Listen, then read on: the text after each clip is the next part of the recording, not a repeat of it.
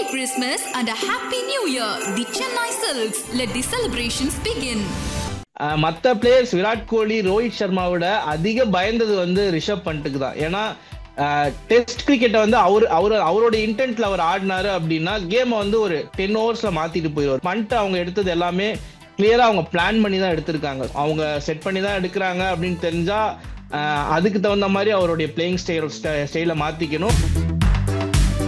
6-7 மந்த்ஸாவே உஸ்மான் கவாஜாவை பெருசா நம்ம பார்க்கல பேட்டிங்ல. ஸோ லாஸ்ட் ஒரு 6 மந்த்ஸ் முன்னாடி ஒரு சீரீஸ்ல விளாண்டாரு. பட் இந்தியாக்கு எகேன்ஸ்டா அப்படின்னு வரும்போது பெரிய லெவல்ல ஒரு ஃபாஸ்ட் பவுலிங்கா இருக்கட்டும், இந்தியன் ஸ்பின்னர்ஸா இருக்கட்டும், பெரிய லெவல்ல அவர் இந்தியாக்கு எகேன்ஸ்டா ஸ்கோர் பண்ணது இல்லை. ஓவராலா அவருக்கு போத் பேட்டிங் அண்ட் பவுலிங் கொடுத்திருந்தாரு அப்படின்னா ஆஸ் ஆல்ரவுண்டரா அவருடைய பெர்ஃபார்மன்ஸ் நல்லா இருந்திருக்கும் அப்படின்னு நான் பாக்குறேன். கண்டிப்பா ஃபியூச்சர்ல வந்து player to watch out for அப்படின்னு சொல்லலாம் next inning. One India house நேயர்கள் அனைவருக்கும் அரோட வணக்கம். ஸோ இந்தியா வர்சஸ் ஆஸ்திரேலியா சொல்லக்கூடாதுதான், ஆஸ்திரேலியா வர்சஸ் இந்தியா, ஏன்னா ஆஸ்திரேலியா நடக்கிறதுனால இந்த பிஜிடி 2024 to 2025 தேர்ட் டெஸ்டோட ரிவ்யூ வந்துருக்கிறீங்க. எங்களோட நம்ம கிருபாகரன் ப்ரோ நினைஞ்சிருக்காரு. Bro welcome to review of third test. வணக்கம் ப்ரோ. வணக்கம் ப்ரோ, எப்படி இருக்கிறீங்க? நல்லா இருக்கேன் ப்ரோ, நீங்க எப்படி இருக்கீங்க? ப்ரோ அது பாட்டுக்கு போயிட்டு இருக்குது, ஃபைன் டவுன் இல்லை. ஓகே ப்ரோ, தேர்ட் டெஸ்ட் காலையில 5:30 மணிக்கு எழுந்து பார்க்க வேண்டியதா இருக்குது. அவ்வளோ டைம்ல பின்னிங்கி வச்சிருக்காங்க. கொஞ்சம் முன்னாடி இருந்தாலும் நல்லா இருக்கும் போல. உங்களுக்கு எப்படி இருந்தது இந்த எக்ஸ்பீரியன்ஸ்லாம்? காலைல 5 மணிக்கு எழுந்து ஃபுல் மேட்சையும் உட்காந்து பார்த்து அது மேட்ச் பார்க்கும்போதெல்லாம் எப்படி இருந்துச்சு? ஏன்டா விக்கெட் விடுறீங்க அப்படின்ற மாதிரி இருந்துச்சா? கொஞ்சம் எப்படி இருந்துச்சு அதை ஃபர்ஸ்ட் சொல்லுங்களேன். ஆக்சுவலா 5:30 மணிக்கு எந்திரிக்கிறது அப்படிங்கிறது கிரிக்கெட் ஃபேன்ஸுக்கு புதுசு இல்லை. Over the years Australia New Zealand நடக்குதுன்னா அந்த ஒரு டைம் நம்மளுக்கு தெரிஞ்சிடும். ஸோ பெருசா அந்த டைம் ஜோன் பெருசு இல்லை. பட் அந்த அவ்வளோ கஷ்டப்பட்டு எந்திரிக்கும் போது இவங்க நல்லா விளாடல அப்படின்னா அதுதான் கொஞ்சம் மனசு ஒரு மாதிரி புண்பட்ட மாதிரி இருக்கும். ஸோ நமக்கு இந்த தேர்ட் டெஸ்ட் தான் நமக்கு இந்த 5:30 டெஸ்ட். ஃபர்ஸ்ட் மேட்ச் பேர்த்லனால ஒரு 7 மணிக்கு ஸ்டார்ட் பண்ணிட்டாங்க. செகண்ட் டே நைட் டெஸ்ட் நமக்கு இப்போதான் அந்த 5:30 டெஸ்ட் அப்படிங்கிறது வருது. ஸோ இந்த டெஸ்ட் அப்படின்னு பார்க்கும்போது இந்தியா அந்த 5:30 எந்திரிச்சு பார்க்குறோம் அப்படின்னா இந்த மேட்ச் தான் ஆக்சுவலா பாத்தீங்கன்னா அந்த ரொம்ப படுத்துனாங்க அப்படின்னு சொல்றது இந்த டெஸ்ட் மேட்ச்ல தான் சொல்லலாம். ஏன்னா பவுலிங் விட்டலாம், பட் பேட்டிங் நம்ம மெயினா பேட்டிங்க்கு வேண்டி தான் நிறைய பேர் பார்ப்பாங்க டெஸ்ட் மேட்ச். ஸோ அப்படி பார்க்கும்போது பேட்டிங் வந்து இந்த டெஸ்ட் மேட்ச் ரொம்பவே சுமாரா தான் இருந்துச்சு. சீனியர் பிளேயர்ஸா இருக்கட்டும், கேஎல் ராகுலை தவிர மற்ற எல்லா பிளேயர்ஸுமே ஓரளவுக்கு சுமாரா தான் விளாண்டாங்க அப்படின்னு சொல்லணும். ஜெய்ஸ்வால், கில்லா இருக்கட்டும்.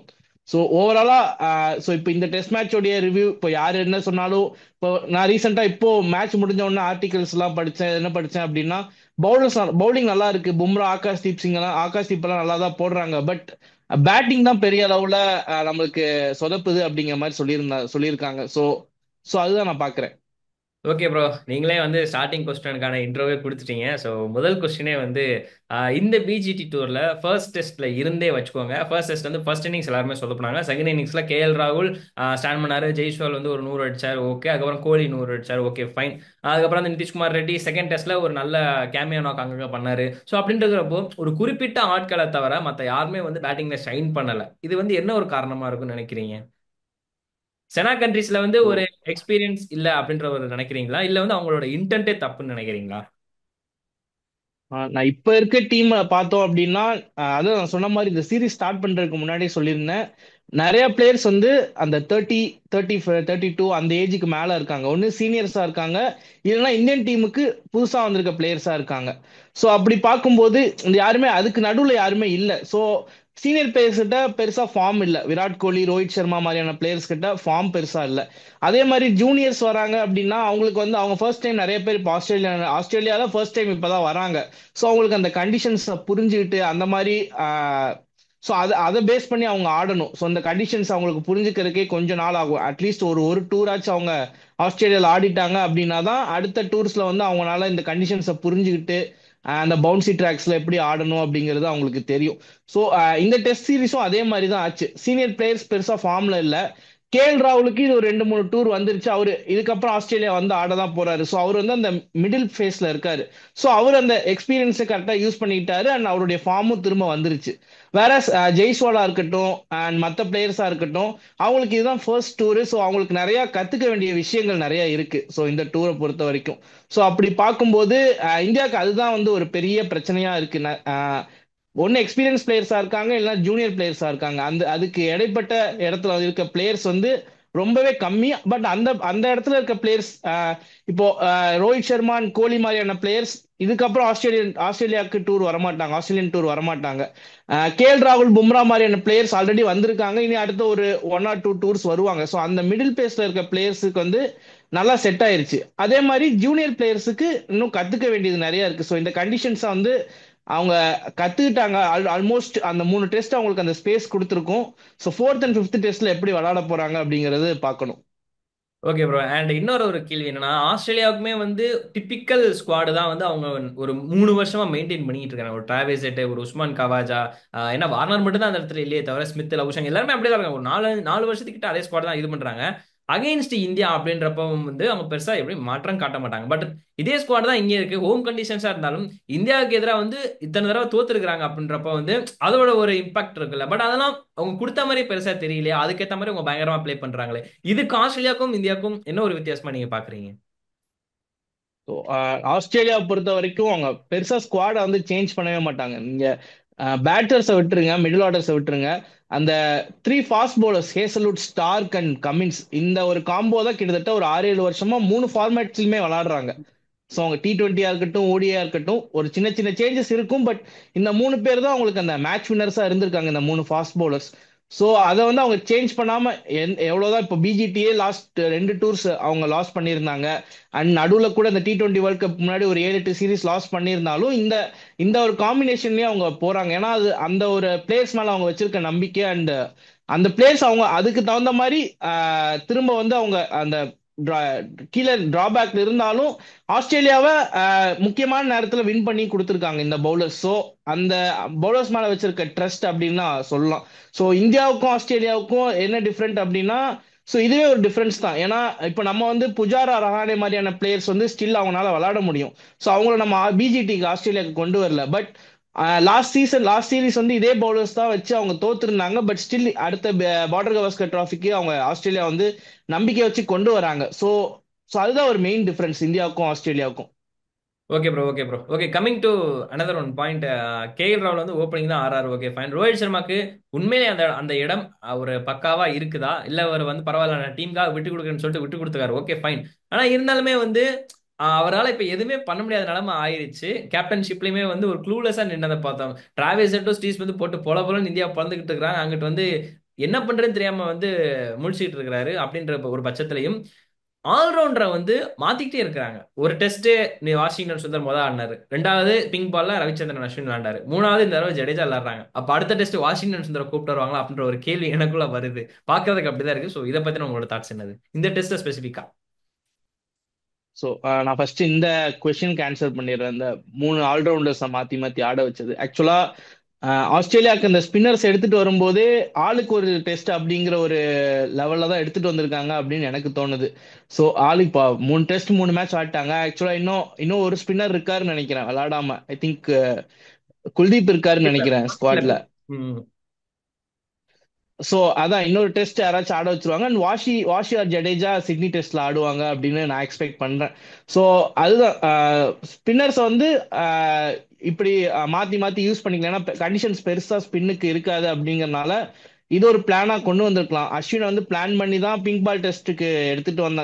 பிங்க் பால் டெஸ்ட் அஸ்வின் தான் ஆடணும்னு முன்னாடி ஒரு பிளான்ஸ் இருந்த மாதிரி சொல்லியிருந்தாங்க. ஸோ அப்படி பார்க்கும்போது இந்த இடத்துல அவங்க ஸ்பின்னர்ஸ் அது ஆல்ரவுண்டர்ஸ் இல்லாம அவங்க ஸ்பின்னர் தான் பாக்குறாங்க. ஸோ ஸ்பின்னர்ஸ் வந்து ஆளுக்கு ஒரு மேட்ச் ஆடிக்கலாம் அப்படிங்கிற மாதிரி mostly 3 fast bowlers and Nitish Kumar Reddy ஒரு 4th ஃபாஸ்ட் பவுலர். ஸ்பின்னர் வந்து ஒரு மேட்சுக்கு ஆடிக்கலாம் அப்படிங்கிற மாதிரி தான் கொண்டு வந்திருப்பாங்கன்னு எனக்கு தோணுது.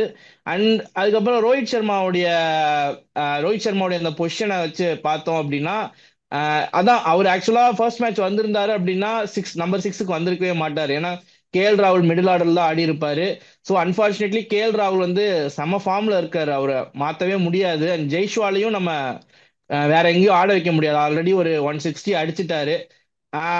அதுக்கப்புறம் பொசிஷன் கில் ஆடுறாரு, அதுக்கப்புறம் விராட் கோலி ஆடுறாரு. ஸோ ஆப்வியஸ்லி நம்பர் 6 மட்டும்தான் இருக்கு. ஸோ அதனால அந்த பொசிஷனை டீமுக்காக எடுத்துட்டாரு அப்படின்னு சொல்லலாம். இன்னொரு விஷயம், அந்த அந்த பொசிஷன்ல ஆடுற பிளேயர்ஸ் நல்லா ஆடுறாங்க. ஸோ அவங்க வந்து நல்லா ஃபார்ம்ல இருக்காங்க அப்படிங்கும்போது ஸோ ரோஹித் சர்மா அந்த டிசிஷன் எடுத்தது கரெக்ட் தான். பட் அந்த ஓப்பனிங்ல அவர் காட்டுற அந்த இன்டென்ட், நியூ பால்ல அவர் ஆடுறது, ஸோ அது வந்து மிஸ் ஆகுதோ அப்படின்னு நான் நினைக்கிறேன்.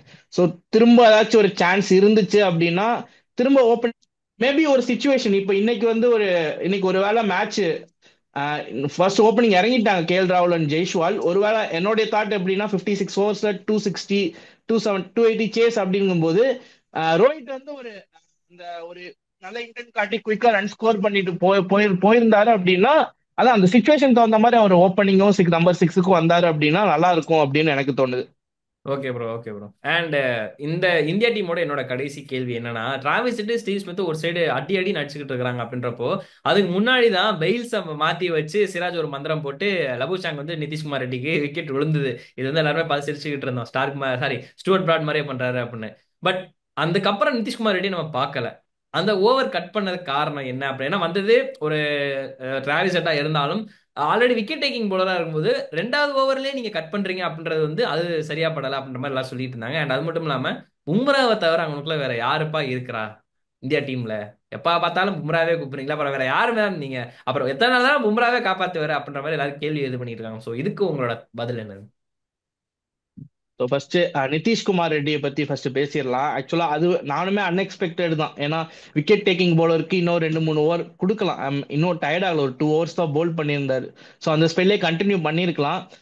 மேபி பேட்ஸ்மேன் ஒருவேளை நல்ல ஒரு ஃபாஸ்ட் பவுலர், இவர் வந்து ஒரு ஃபோர்த் ஃபாஸ்ட் பவுலர் ஆப்ஷனாக தான் வச்சிருந்தாங்க. ஸோ மேபி மற்ற ஃபாஸ்ட் பவுலர்ஸை யூஸ் பண்ணலாம், ஏன்னா ஹெட் இருந்தாரு. ஸோ மேபி அப்படி பார்த்துருக்கலாம் ஹெட்டுக்கு. ஏன்னா ஹெட் எப்படி இந்தியாவை அடிச்சிருக்காரு அப்படிங்கறது பார்த்துருக்கோம் இதுக்கு முன்னாடி.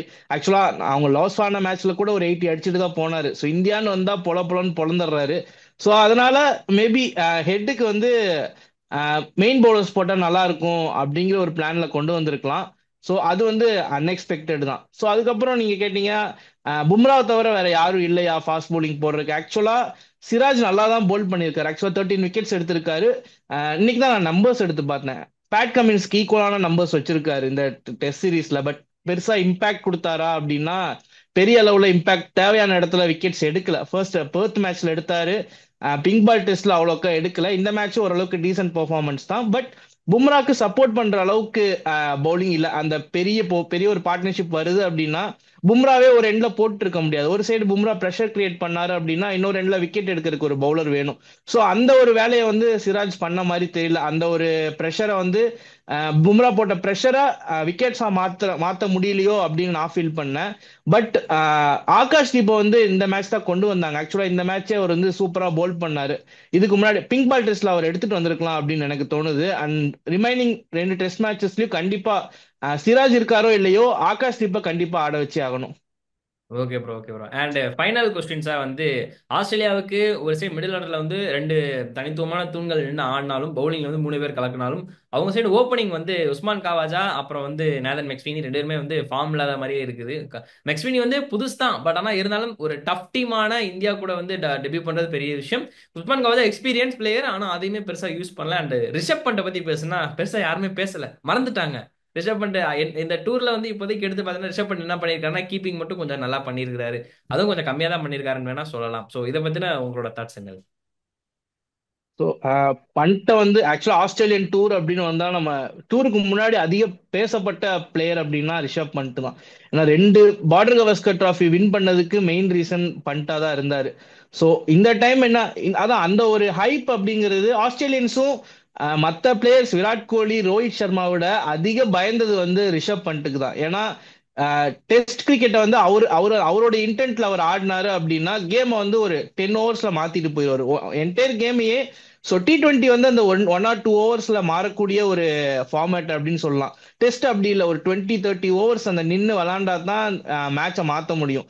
ஸோ பட் பண்ட் வந்து ஒரு 10 to 12 ஓவர்ஸ் அவர் நின்னாரு அப்படின்னா அந்த 5 நாள்ல என்ன கேம் மாறுமோ அது அந்த 10 to 12 ஓவர்ஸ்ல அவர் சிங்கிள் ஹேண்டடா கேமை மாத்திட்டு போயிடுவாரு. ஸோ அப்படி இருக்க ஒரு பிளேயர்ஸை தான் அவங்கள பார்த்து தான் ஆஸ்திரேலியன்ஸ் பயந்தாங்க. அண்ட் ஸோ ஆஸ்திரேலியன்ஸ் எப்படி இருப்பாங்க அப்படின்னு தெரியும். ஸோ அவங்க அந்த ரிஷப் பண்ட்டை பார்த்து பயந்தாலுமே அவரை எப்படி விக்கெட் எடுக்கலாம் அப்படிங்க அவருக்கான பிளான் ஸ்ட்ராட்டஜிஸ் நிறைய பண்ணியிருப்பாங்க, நிறைய கிரவுண்ட் ஒர்க் பண்ணியிருப்பாங்க.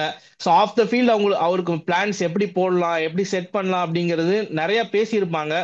அண்ட் எக்ஸ்பீரியன்ஸும் இருக்கு. 3 ஃபாஸ்ட் பவுலர்ஸ் ரொம்ப நாளா விளாண்டுருக்காங்க.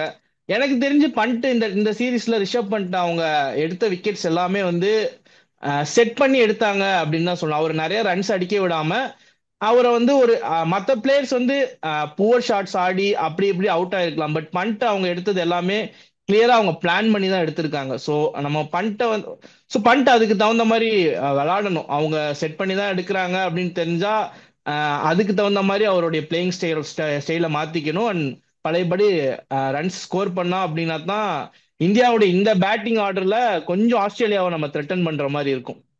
Okay bro, okay bro. And Australia, Usman Khawaja, McSweeney. அதான் உஸ்மான் கவாஜா நான் இந்தியாக்கு எகெயின்ஸ்டா ஒரு நல்லா விளையாண்டு பார்த்தே ரொம்ப நாள் ஆச்சு ஆக்சுவலா. அவர் இந்தியா சீரீஸ்னு வரும்போது வேற வேற பிளேயர்ஸ் யாராச்சும் எடுத்துட்டு வந்திருக்கலாம் டொமஸ்டிக்ல. வார்னருக்கு பதிலாக மெக்ஸ்வீனி எடுத்துட்டு வந்திருந்தாங்க. அவரு இந்தியா ஏக்காக நல்லா விளையாண்டுருந்தாரு.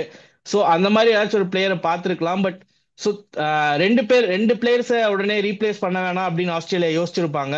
அண்ட் ரொம்ப போர் ஃபார்ம்ல தான் இருக்காரு இப்போ. உள்ள கொஞ்சம் ஒரு 6-7 மந்த்ஸாவே உஸ்மான் கவாஜாவை பெருசா நம்ம பார்க்கல பேட்டிங்ல. ஸோ லாஸ்ட் ஒரு 6 மந்த்ஸ் முன்னாடி ஒரு சீரீஸ்ல விளையாண்டாரு. பட் இந்தியாக்கு எகேன்ஸ்டா அப்படின்னு வரும்போது பெரிய லெவல்ல ஒரு ஃபாஸ்ட் பவுலிங்கா இருக்கட்டும், இந்தியன் ஸ்பின்னர்ஸா இருக்கட்டும், பெரிய லெவல்ல அவர் இந்தியாக்கு எகேன்ஸ்டா ஸ்கோர் பண்ணது இல்ல. ஸோ ஸோ வார்னரும் போயிட்டாரு அப்படிங்கறதுனால அவரை ஒரு சைடு ஓகே எக்ஸ்பீரியன்ஸ் இருக்கு அப்படின்னு வச்சிருக்கலாம். மெக்ஸ்வீனியை பத்தி சொல்லணும் அப்படின்னா இப்பதான் ஃபர்ஸ்ட் டைம் வராரு. அண்ட் நான் வந்து பெருசா அவர் எக்ஸ்பெக்ட் பண்ணது பேட்டிங்கை விட ஆஃப் ஸ்பின் ஒரு சைடு போடுவாரு அப்படின்னு நான் எக்ஸ்பெக்ட் பண்ணேன். பர்த் டெஸ்ட் மேட்ச்லயே அவர் வந்து எல்லாத்துக்கும் ஓவர் கொடுத்தாரு. லாபிஸ்டேனுக்கு ஓவர் கொடுத்தாரு, ஹெட் பால் போட்டாரு. பட் மெக்ஸ்வீனி வந்து இந்தியா ஏக்கு எகென்ஸ்டா சூப்பராகவே பவுல் பண்ணியிருந்தாரு. ஸோ நல்லா அவருடைய ஆஃப் ஸ்பின் நல்லாவே இருந்துச்சு. பட் அவருக்கு ஓவரே கொடுக்கல. இந்த மேட்ச் கூட ஹெட்டுக்கு லாஸ்ட் விக்கெட் ஹெட் தான் எடுத்தாரு இந்த டெஸ்ட் மேட்ச்ல. ஸோ மெக்ஸ்வீனிக்கு ஒரு 2 ஓவர் கொடுத்துருக்கலாம். மேபி ஒரு பார்ட்னர்ஷிப் பில்ட் ஆகிற இடத்துலயோ.